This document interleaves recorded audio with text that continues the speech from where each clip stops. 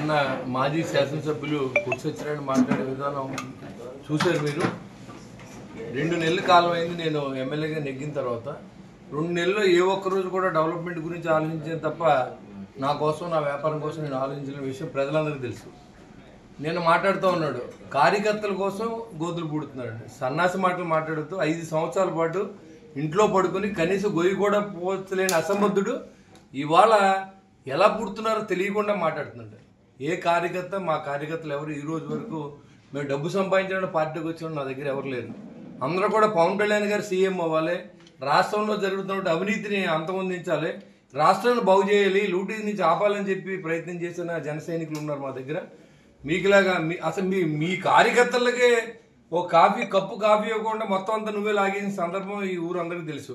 ఇల్లు కట్టిన కానించి, బ్రాందీ షాపుల్లో కానించి, మట్టి అమ్ముకున్న కానించి, గ్రావెల్ లారీ కానించి, గ్రావెల్ రోడ్ల దగ్గర నుంచి, లిక్కర్లో షాపులు కమిషన్ దగ్గర నుంచి, శాండ్ యార్డ్ కానించి ఏది వదలకుండా రాష్ట్రాన్ని జగనన్న కాలనీ పూడి దగ్గర నుంచి, జగనన్న కాలనీ కొండం దగ్గర నుంచి అవినీతి లేని పరిస్థితి లేదు నీకు. అన్ని వాటిల్లో ఇల్లు కట్టుకుంటూ డబ్బులు ఇవ్వాలి. ఇంత అవినీతి మంత్రుడు పవన్ కళ్యాణ్ గురించి మాట్లాడటం, పవన్ కళ్యాణ్ నుంచి మాట్లాడుతూ ఉంటే ఆకాశం మీద ఉమ్మేసుకుంటే నీ ముఖం మీద పడుతుంది. కాబట్టి పవన్ కళ్యాణ్ ఏంటో మీ నాయకుడికి తెలుసు. నీకు ఇంకా అర్థం అవ్వలేదేమో, ఇంకా మత్తులో ఉన్నట్టున్నావు. 2 నెలలు అయింది నీ డబ్బు చేతికి వచ్చి, అప్పుడే మీ నాయకుడు గజగజలు ఆడిపోతున్నారు. మీరు 5 సంవత్సరాల పాటు ఉండడం కష్టం, మీరు పార్టీ మారిపోతారేమో డౌట్గా ఉంది. జాగ్రత్తగా చూసుకోండి ఆ పని. కార్యకర్తలని, ఈ ఊరిని ఎలా కాపాడుకోవాలో మాకు తెలుసు. జనం మాతో ఉన్నారు, జనం నాకు ఓట్లు వేశారు కాబట్టి దానికి 10 రెట్లు సేవ చేసే నేను ఈ పని చేస్తాను. నీలాంటి తాటేకి చప్పులకు బెదిరిపోయే పరిస్థితి నాకు లేదు. ఖచ్చితంగా పని చేయడానికి ఉన్నాడు, పని చేస్తాను. అనే సంవత్సరాలు ఎక్కడ జరగల.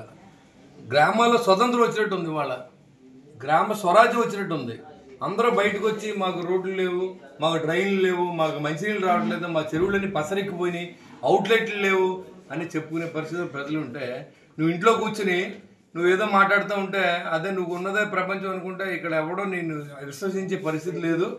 నీ టైం అయిపోయింది కాబట్టి నువ్వేదో 2 నెలలు టైం అయిపోయి డబ్బు కనపడక ఏం మాట్లాడుతావు అర్థమవుతుంది. కాబట్టి ఇంకా దాంట్లో బయటకు వచ్చి ప్రజా జీవితంలోకి వచ్చి ప్రజల కష్టాలు తెలుసుకోమని కోరుతాం.